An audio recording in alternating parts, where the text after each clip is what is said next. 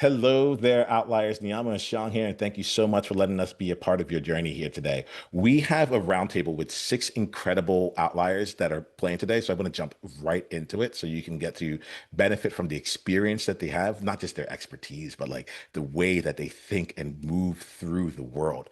And so, with that being said, I'm going to ask each of you here an opening question. The question I'm going to ask you is related to you and the game you are playing. There's no right way or wrong way to answer this question. Have fun with it. But if you had to describe you and the way you're playing, how would it go? Let's start off with George. George, you mind letting us know more about you and the game you're playing?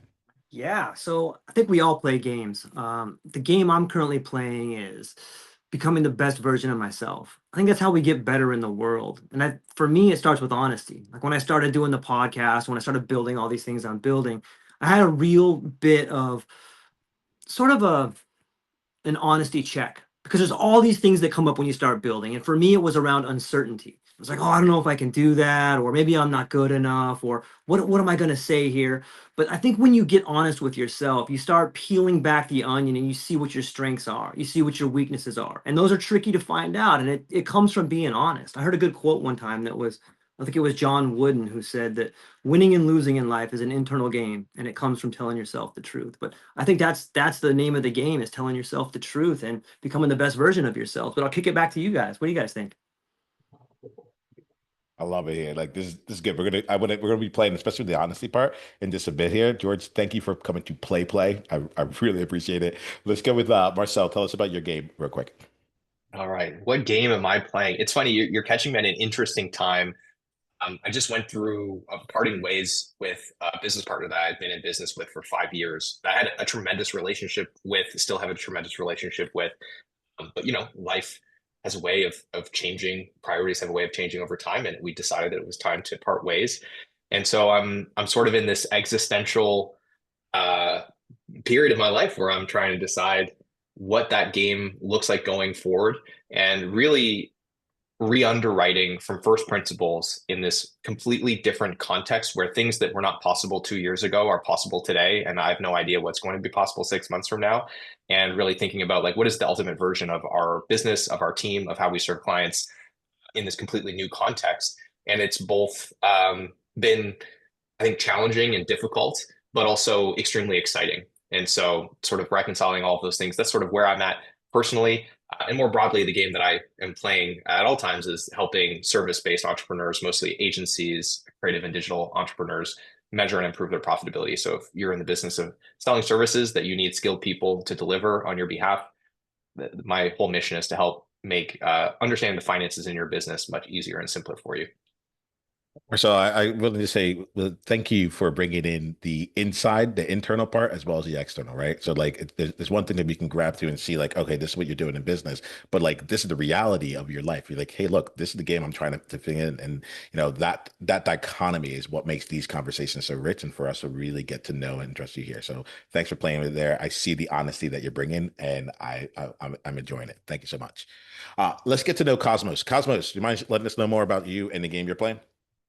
Hi. The game that I'm playing, the most thing that I think of right now is the game of chess. But in the game of chess, you have two sides. You have like white and black, and then it represents like the duality of life, and it also represents strategy. And so, like in for my movement, the Extraordinary America movement, it's all about the abolition of financial slavery and the financial freedom of the 99%. And so freedom and slavery can be considered like white and black in a lot of ways, and then like bondage and in being free. And what is the strategy to become free, and how do you go about that, like in business, in life, and everything else you do, is the name of the game, at least in my perspective. Cosmos. I like this here. All right, we're gonna play with that in this bit. Shawn, let's come to you. Sure, thanks. Yeah, I love what everybody has said. For me, I would tend to use the word challenge. I like to try and challenge myself. In fact, we were talking about this before we went to the recording, but you can't you can't grow in a comfort zone. You've got to get yourself out of that. And I find myself and have recently found myself in a little bit of a comfort zone. And it's time to grow out of it. And it's time to challenge myself and to try new things. And for me, the way that I like to do that is to meet new people. because that's when you start to get creative. You start to realize, hey, there's a synergy with this particular person or this company or whatever it may be. And that's when it gets fun and exciting and creative, because now you're finding new ways to share your talents, your gifts, your product, your service, whatever it is, but you're doing it in a new way. And that challenge allows for growth and some, in my view, really exciting things to happen. So that's kind of the game I'm playing right now, is let's challenge ourselves. And I definitely feel what Marcel was talking about, that that's what, maybe a comfort zone for you there, Marcel.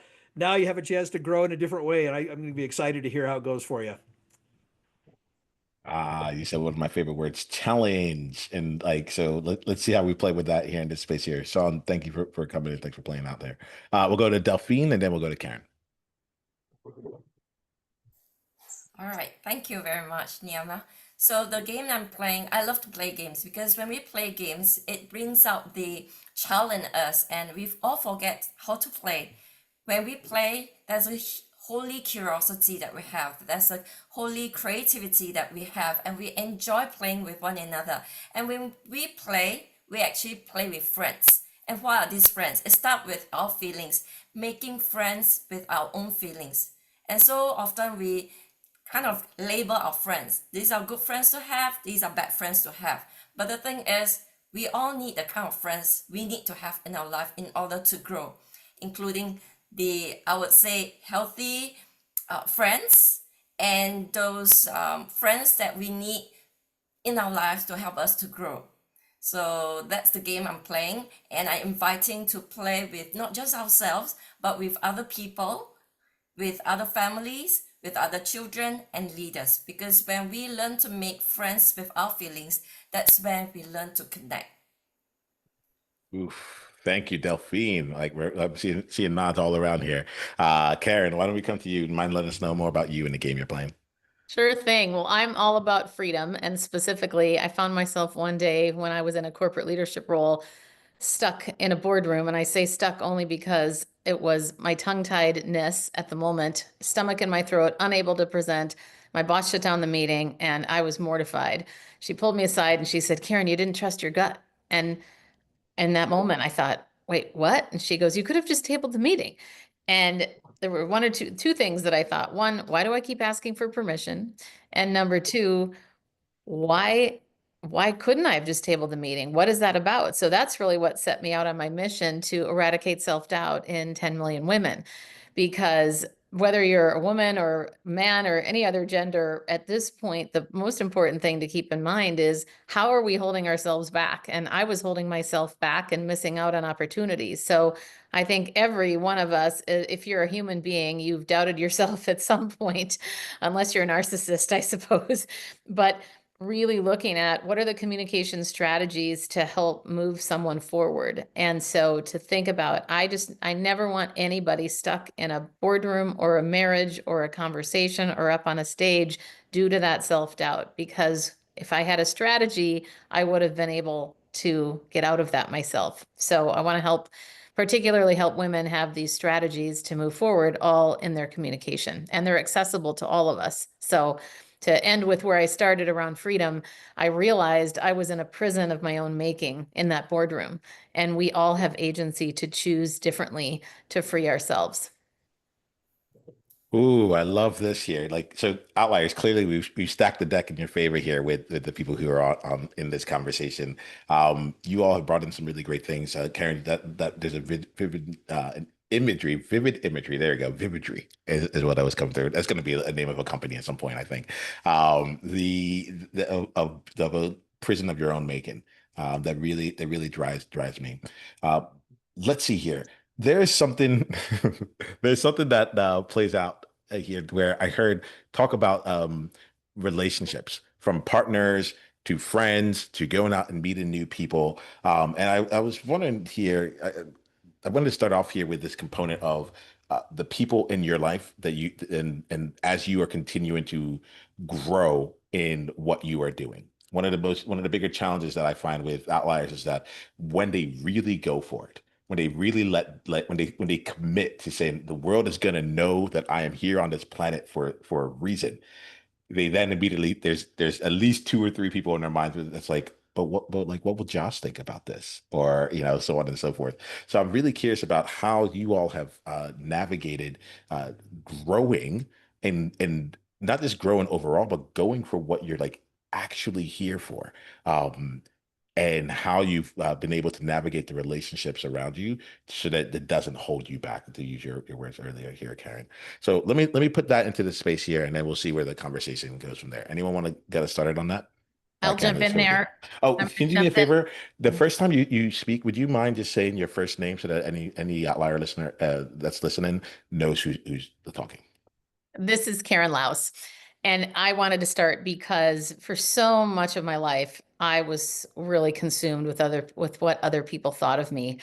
And somebody recommended the book a few years ago called The Courage to be Disliked. And so I say this from the perspective of this idea of always wanting to feel like, oh my gosh, is this person approving of this? Is this person approving of that? And too often it's easy to look at everybody else and sometimes not yourself. And I'll speak for myself. I have done that way too much. And yet leveraging the relationship, starting with myself to go, what do I really want here? Not what does everybody else want? What does everybody else expect? But getting more comfortable disappointing people has been a huge part of my growth. And as we were talking about before with discomfort and being out of your comfort zone, that is very hard for me. And it still is. And it's something I'm in the process of working on right now. But the relationships that I have with people over time, the ones that I really cherish and treasure, I'm all about people. So it's a blessing and a curse, I guess, in some ways. But the part about caring too much about what people think has really been something that's held me back in the past. So I'm working on that and grateful for coaches and tools and community to help me move that forward. That's a beautiful point, Karen. I wanted to piggyback on that a little bit. What I have learned, like the lens of experience has taught me, and hopefully anybody listening can like pull something out of this, but it seems to me that the things you think about other people, they're just reflections of yourself. You know what I mean by that? Like, I'll give you an example. I was a UPS driver for 25 years. And when I was in the building, like it just got to me all of a sudden. And I'm like, why is everybody so weak here? Like, no one's standing up, no one's fighting for themselves, And I guess I was kind of seeing Cosmos' vision of the 99% versus the 1%. But I remember being so offended and seeing these people around me that were so weak, or I thought they were weak. And then it kind of hit me one night, like, you know what, George? They're not weak. You are. And so everybody that I saw out there, like it was a reflection of myself. And I was like, I had to go and I started standing up for myself, and I became the liaison for the union, and it really transformed my life. But what I learned from there, and I want other people to learn, is that the things that you see in the world, the relationships that you have with other people, are a reflection of your own thoughts. And once you can see that from the observer point of view, then you can start making changes in your life, and your whole world will change. Like all your relationships change when you see it from that level. But let me throw that back to the chat and see what you guys think. I really resonated with that. I really resonated with that, George. By the way, I'm Delphine, and really, truly, every time I look at someone, and if there's someone I'm scared of, I'll like, or I dislike, I will ask myself, what is this person? What aspect of this person remind me of something that I have in me that I couldn't accept, I don't like? And I remember I used to have this fear about people that are so different from me, and I was shy away from them. But now I eagerly walk towards them. I go up and make conversations with them, and I will find that those times when I do that, I have some of the most powerful conversations, because people are not what I think they are. It's just my perception. And when I go close to them, instead of them being like a porcupine, they are like a teddy bear. And I just enjoy now looking up for people who remind me of something that I have in me that I cannot accept. Because acceptance is the key for me to grow and embrace myself, because then I can turn that weakness into strength. That's a great comment. Cosmos, did I cut you off? Oh, no, you can go ahead. All right, I'll go quick here, but I love the comments. I'm Shawn, by the way. Just an interesting, I love the comments about the self-reflection. I've also experienced, in addition to that, in challenging myself to make sure I'm looking at myself in the right way, I've also found that there are people that sometimes won't believe in you as much as other people will. And I have found that I've needed to kind of readjust how much time I'm spending with different people in different circumstances. And I have found that I have a lot more energy and a lot more confidence and a lot more enthusiasm to move forward if I'm surrounding myself with people who are either like-minded or are a little more optimistic or see the vision of what I'm trying to accomplish. Because it's not easy if you feel like you're constantly surrounded by people who are putting you down. And so there is a balance there. We do need to be self-reflective and say, hey, this isn't just a reflection about me, I think, because I've done that. I was like, okay, is this just me? And I'm thinking badly about myself because of how I view myself? Or is it partially because other people are not having that energy with me? And so I've had to kind of readjust, quite frankly, a few of my relationships and spend a little bit less time with people that are friends and family. I still love them, still want to be with them, but I have to kind of manage that a little bit and spend a little bit more time with the people that really pull the energy out of me and I can pull it out of them. And there's a lot more synergy and collaboration. But just one more thing to kind of think about for the group there. But Cosmos, I'll throw it to you. I love what everybody's saying over here. And I would also want to add that if you want to be massively successful in your life and in business, you have to be an outlier. And you cannot care about what people are thinking about you because most people are operating on a certain wavelength. And if you want to reach the levels of success that like the 1% have, you have to think and act in different ways. And you have to be willing to be disliked at some point in your life. Because not everybody's going to agree with what you're doing, and it's just something that you have to like just take it with a grain of salt, and you have to be dissociated, and you cannot take it personally because a lot of times, like a lot of people like take things personally, but in terms of success, if you truly want to be successful, you have to have a certain level of dissociation, and then you got to just see it from a 30,000-foot perspective. I think when I think about this question, we've touched on so many different aspects of the relationship between relationships with people and, you know, our self-confidence, our success, and so on. And I think about this across a couple of different vectors in terms of how it's shifted for me over time. It's Marcel, by the way. I'm 32 years old. 32 is the new 22. I think for a lot of people, they would consider that to be fairly young, right? And I've basically traded in the last decade of my life to pursue material success. And I think by like most people's measures, I've accomplished that material success. If you look at the accolades, I built a 7-figure business, wrote a best-selling book, all of these things.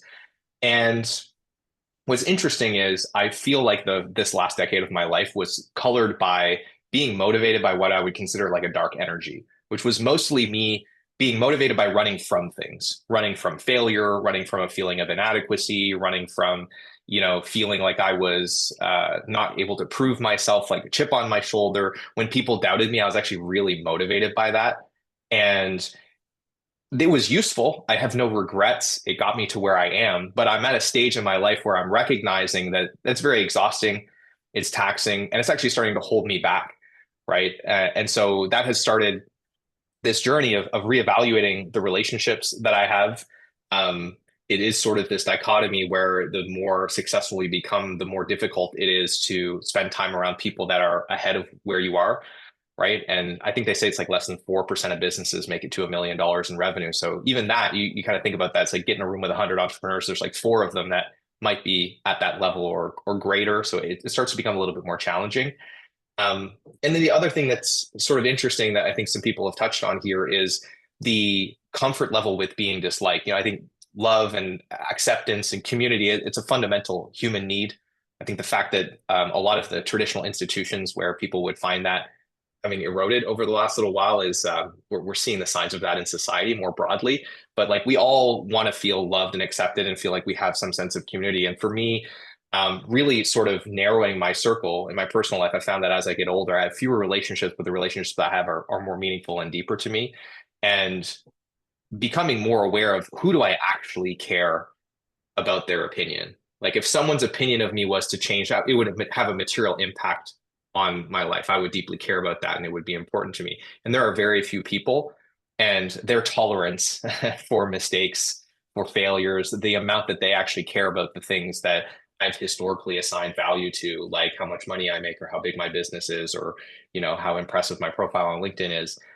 They don't really care about those things at all. And so all of these things have sort of been moving targets over time. And I found that as I've matured, I'm getting to this place where just my idea around what motivates me, what I'm pulled from, and how the perception of other people influences my behavior needs to change and is changing, hopefully for the better.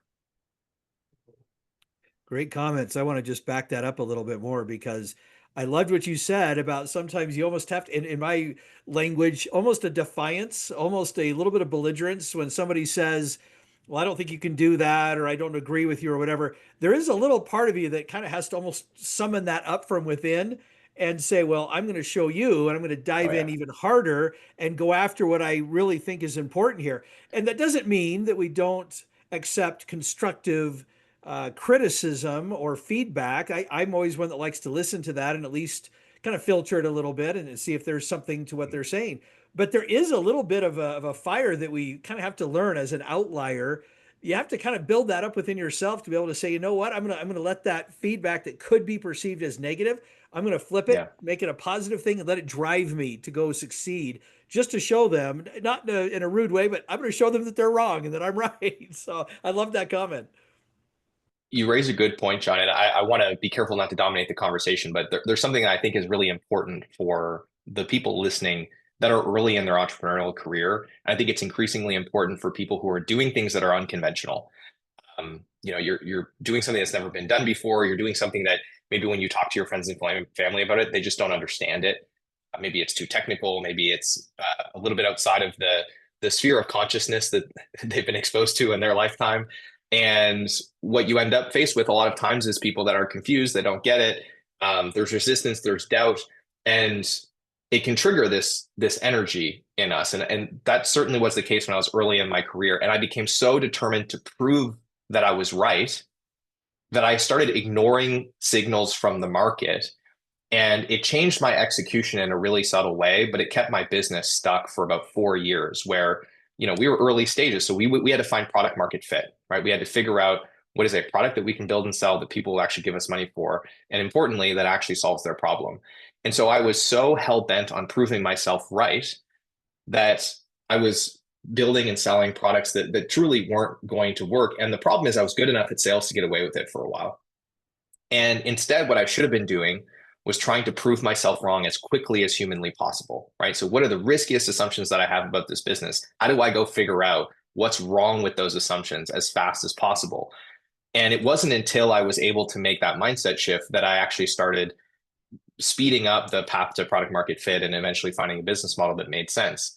But that was driven by a subtle psychological switch of being unwilling to accept that feedback and being so indexed towards this energy of trying to prove all those people wrong by therefore proving myself right, that I couldn't actually have the right mindset. I couldn't actually appreciate the signals that the market was giving me that ultimately would have guided me in the direction that I wanted to go. Well, riding on to what Marcel is saying, at one time, I was also trying to prove someone else wrong. And I put myself out there, just put so much energy into it. And at the end of the day, I asked myself, am I having fun? What joy am I deriving from here? Because I lost all that joy. And I forgot how to have fun. And then I realized that I'm playing a game where someone dictates the rules. And I want to exit out of this game where I no longer have fun. I no longer enjoy. And that's a game that I want to play, that I want to create. And I invite and enroll other people to come play that game with me instead of pitting against somebody and proving that someone else is wrong, that I am right. And we always want to be right. What if we look at what is true here? And what is true here is we all want to play in a game that we really excel in.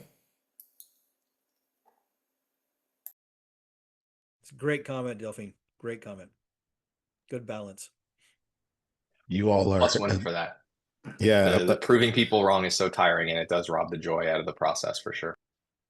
You know what? I think it also speaks to the search for external validation. Like so many people that are beginning their career, or whether doesn't matter how deep you are in it, sometimes you get consumed by this idea of external validation. Like, am I doing it right? Like you lose that grasp, that the grasp of the dream, or you lose that sight. It's kind of slippery. You know what I mean? It's like grabbing sand, and it just the more you hang on to it, the more it slips through your fingers.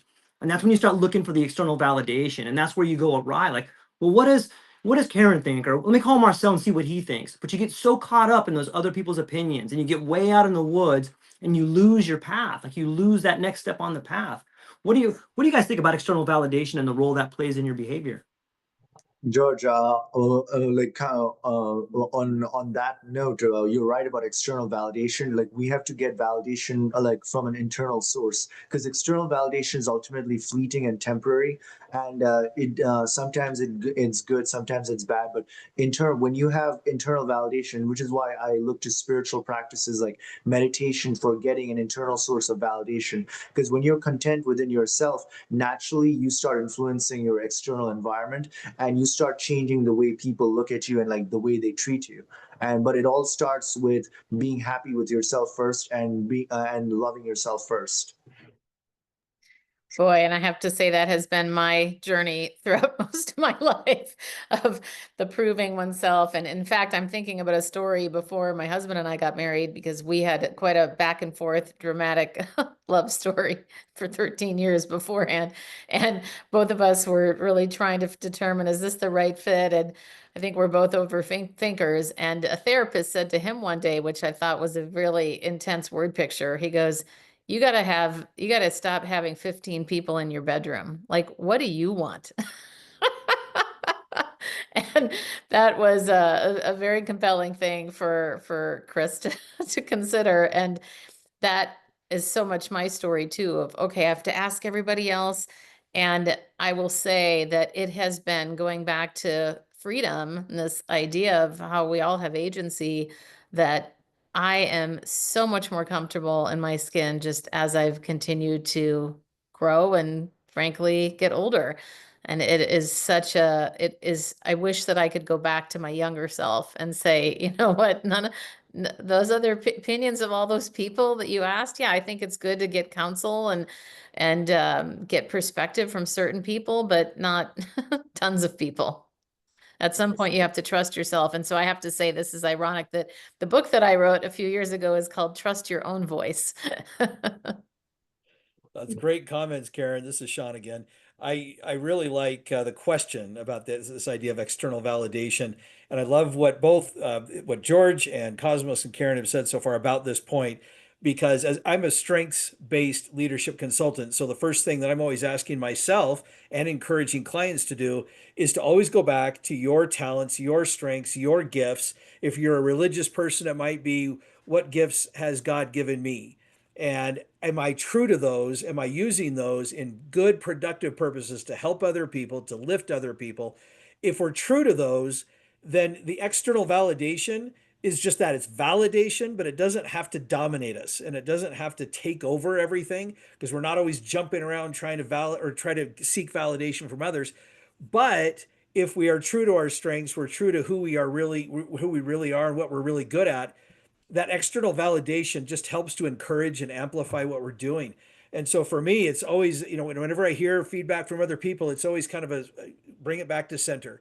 Who am I and what am I good at? And am I following that? And I don't want to, I don't let other people steer me clear over here in areas that I just know I'm not that good at. And that there's other people that can be good at that. I'm going to stay true to who I am and what I am good at.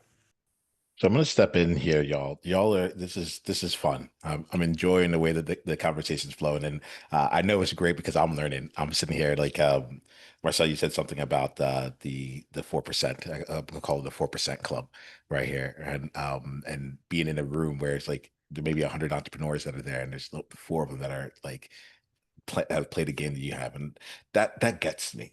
All right? I think there's something in that space. I want to just keep exploring. The way I'm actually going to explore this is going to feel different. So just take this in. Uh, there's been comments in the conversation around like people at the beginning of their career, at the start of their entrepreneurial journey. And one of the things that I find is for me, I almost feel like I'm climbing this spiral staircase. And like it looks like I'm going around in a circle. If you're looking above, it would just be like, on one plane, I'm just going around and around in a circle. But like I'm leveling up all along the way. However, it's almost as though there's like some meteor that crashed in through like from the solar system and went right down through that staircase. And I always have to like make a jump from like one part to the next. And the thing about the reason it's a meteor is like it's almost always the same problem. So for me, it's a fear of being alone. It looks different in each time, but like it's like, oh, am I willing to leave a corporate job and do something on my own? Am I willing to, okay, now I'm doing my own. Am I willing to stop like sharing what other people have said as thought leadership or as content, and I'll get into my own unique thought leadership? Am I willing to go for a dream that like all the people around me have, like think is here, but now I'm dreaming beyond that. And so I'm curious for you all,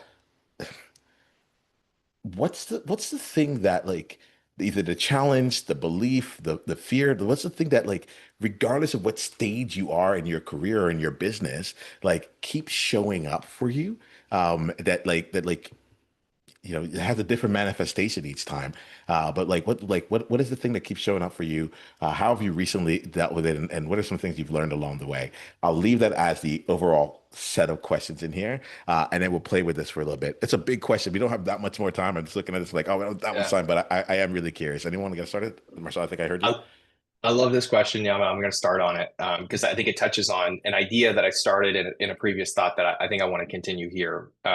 Before I get into this, I want to acknowledge that like I still remember what it was like to be 20 something, entering the workforce, joining a corporate team, and then starting my own business. And it's easy for us, I think that are a little bit, we have a little bit more life experience. We've learned how empty accolades and external validation and even like big accomplishments that we spent a decade trying to drive towards, and we get to them and they're so fleeting, and how unimportant those things are. But there's a lot of things that I was told a decade ago that went right in one ear and out the other. And I just had to learn by experiencing it myself to really internalize it. And, don't care about what other people think and all these, extra, like that was one of those things, right? Where I was like, yeah, sure. Okay, whatever. Easy for you to say, person that's accomplished everything I want to accomplish in my career. But like, I got to go get my grind on and I got to accomplish some shit because the world is hard and brutal and, I need to do that. And so you asked an important question. And I think that there's so much nuance in this, which is, I was a very motivated young person. I think it's great that there's a lot of motivated young people out there. You have to be motivated to go out and accomplish things in life. But the nuance for me was I was so motivated to be right that I forgot that the point is actually to try to figure out what I'm wrong about as quickly as possible.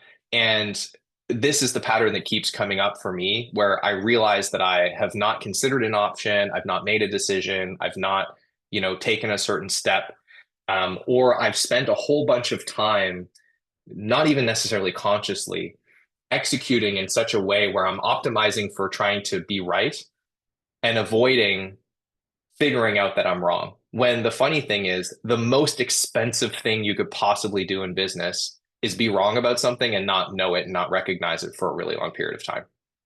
That is truly what's holding you back, right? And so it's like flipping that. And when I think when I see a young person that is motivated and gets out there and does things, but has a sense of security that they're not afraid to be wrong, watch out for that person. Right. When they just don't have that inherent fear, they don't have to work through it. And for me, it's like, I've just been peeling back the layers of that throughout my career. And the more I get comfortable with the idea that like, I need to run face first into the things I'm wrong about and the things that are going to fail and the things that are not going to work. Because the faster I can do that, the quicker I can learn what is going to work, the more effective I become as an entrepreneur. But still today, I'll have this realization of like, wow, I've been executing in this way for 3 years because of this thing that I didn't even realize I was avoiding being wrong about, or that I was like afraid to really look under the cover at. So it's sort of a nuanced idea, but I think a really important one, and hopefully one that someone a decade earlier in their career than I am now can internalize just a little bit and understand that like the game is actually losing as fast as possible. That's how you win. It's a weird thing, but that's what I'm learning.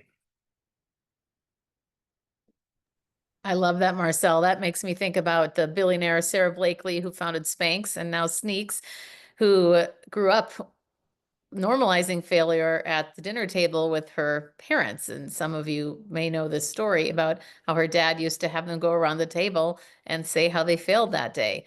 And I thought, wow, what an incredible thing to learn as a kid. I mean, I grew up with a perfectionist mom and a critical father. So it was, that would never have been talked about at our dinner table.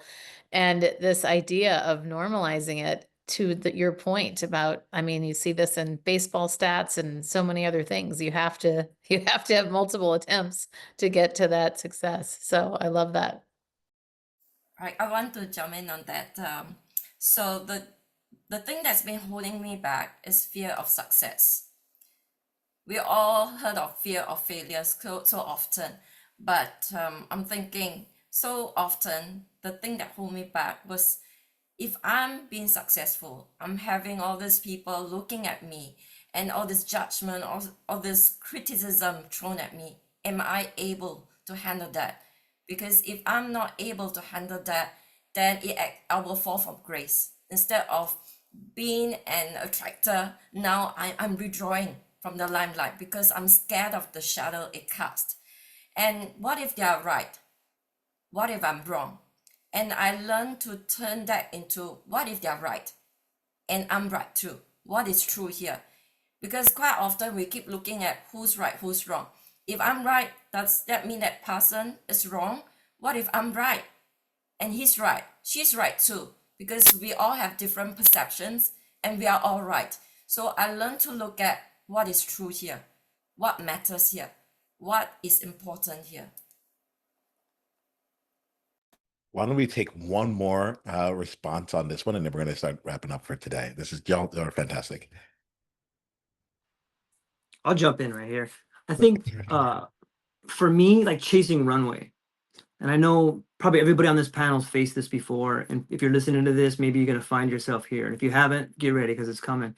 Like you run out of money. Like, what do you do? Ask yourself this question. What do you do when you have the dream, you have the vision, but your bank account is sitting at like $3,000 or $2,000? What about it? You got a family out there. All of a sudden, all these external things start hitting you. Am I doing the right thing? Holy what am I doing? Oh my gosh. That has been something that has plagued me for quite some time. And I don't know how to explain it, but a miracle always seems to show up. You get an extension. It's like that old game pole position. You know what I mean? Like extended time. Something happens. If you're willing to follow it and be committed to it. Like that, I think is where people they lose, because you get to this point where there's no more runway. You're looking out the plane and it's just nothing but field. What do? Like, and I can't answer that for anybody else, but like that is something that most people should be considering right now. What are you going to do when your back's against the wall? So I'll just leave one right there. It's going to happen to you guys out there. Be ready, and it's a blessing. Really quickly, I love that comment, George, because it almost feels like a rite of passage that you have to go through that experience as an entrepreneur. If you want to be one of those, well, you don't even have to be part of that 4% that we were talking about earlier, just to have a measure of success. You almost, I honestly feel that every entrepreneur has to have their back against the wall. It's this definitive universe talking to you saying, how badly do you really want this? Are you willing to keep moving forward? Or are you going to take a step backwards to the old life, the old way of solving this problem, which is to go get a job or whatever it is that you're going to do? I love that, George. Great comment. Look, 100%. yeah, and like, so I'm glad y'all like kind of voiced it, because like there's just nods all around. So if you're listening to this, there's just the energy of like, yep, that just seems to be like the thing that's in the room right now. Look, I am really grateful for each of you. We're going to spend some time here. I have two questions that I'm going to ask you here that to wrap us up all together. But just thank you for creating a space like and having such an engaging conversation amongst each other that like literally we can just sit back and like like learn and listen and grow with each other. Each of you have your own unique ways of seeing things, but you're also helping us surface like what is the underlying truth that keeps permeating, at least to the extent that it's true in this room. Right. And so the way that I like to wrap up this conversation, we're going to do this here with two questions, and each person's going to get a chance to answer it. So the first question is, if any outlier listening wants to go deeper into your world, what's the best way for them to do it? There's so many different platforms and all that stuff. My ass is like, keep it straightforward. Let us know where like the next best path is for us. Right. So what's the best way for us to continue down with you? And then like, this was just such a special conversation. I'd love to do something here where, can you please share one insight that you're taking away from this conversation that was like brought on by someone else in the roundtable? I think it'd be a great way. Shawn, you have me thinking about strengths here too, and I think one of the things that this offers is an opportunity for us to get a reflection back. I do not need it to be one of those things where every single person has to have someone say something about like it's like we're okay in here. But if something struck you that you're taking from this conversation, let someone know, and then let us know how we continue to be again. Oh, and you don't have to be taking anything away from this. Like that's like I want to leave room for that as well. All right. All right, cool.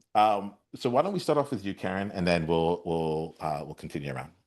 Sure. The best way to hang out with me is on Instagram, and my handle is Karen Laos Official. Last name is Laos. And boy, I think the reminder for me, what you said, Marcel, about the gosh, I feel like there's so many things that I took away from what you said, but just the reminder about the failure piece, or I mean, just the multiple reps, and just kind of bringing me back to that reminder. So thank you. Thank you, Karen. Marcel, why don't we come to you? What's the best way we can follow you and the insight you got from today? Sure. Probably the best place you can follow me is on LinkedIn. You can find me, Marcel Petitpas. I will not try to phonetically spell that name. Just check the show notes or something. But I'm very active there, and I post lots of free content and resources to help you improve your profitability in your service-based firm. The takeaway for me was this book, The Courage to Be Disliked. I come from a family of people pleasers. I literally just spent one of my Audible credits on it. So thank you, Karen, for that recommendation. I look forward to diving in. Fantastic. Delphine? All right, it's really wonderful to hang out with you guys and ladies. So the best way to connect with me is through LinkedIn, Delphine Ang, A-N-G. And I think there's so many great nuggets of gold here. But what I like is what George mentioned about extending the runway, because I find myself so many times hit against the wall, but there is the greatest moment before the breakthrough come in. So thank you very much, George, and everyone. All right, let's just keep playing here. Shawn, why don't we come to you? Sure. Thanks, Niiamah, for putting this together. And thanks to all of the other panelists. This has been a lot of fun. The hour has zipped by, so it's gone really fast. The best way you can connect with me is on LinkedIn. Shawn, spelled S-H-A-W-N, last name Richards. And there might be a J in there. I can't remember. I have to go back and look if it's Shawn J. Richards or just Shawn Richards, but it's one of those. My company's name is Blue Sky Business Consulting, specializing in leadership development. And the big takeaway for me is just to always remember, sometimes when your back is against the wall, keep moving forward. Don't give up, and always balance your true self with the external feedback that you're getting back. And I love that. And that's giving me a good thing to think about as I move forward. So thanks to everybody. Thank you, Shawn. We'll go to Cosmos, and then George, you'll wrap us up for today. So Cosmos, how about you? Yeah, the best way to reach out to me and to reach me is my website, extraordinary-america.com. And you can find Extraordinary America and the podcast on YouTube, and also the Facebook fan page by the name Extraordinary America. And one of the great takeaways that I had was like when Delphine mentioned about the fear of success, and that actually hit me, because like a lot of times we talk about the fear of failure, but it's actually for a lot of entrepreneurs, it's the fear of success. And what happens when you reach a certain level of like fame or fortune, and how are you going to handle it? Like that normally is a subconscious limiting belief that stops us from going further. And yeah, that's something that I've definitely taken away from today. Thank you. And George?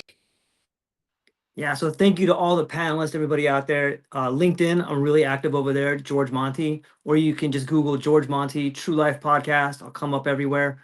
What I'm taking away from today is sort of like a new mantra. As I listen to everybody, the thing that comes to mind is I have everything I need. And I think if people can think about that and hold that, especially when times get tough, I have everything I need. Just say that to yourself. That's what I'm taking away today. And I hope some of the listeners can take that and use that in their life. Thank you. Well, thank you all here. You've been really tremendous in your experience, and gracious and generous in bringing that to this conversation. Outliers. Until the next time that we talk, remember this: be you on purpose. Journey on.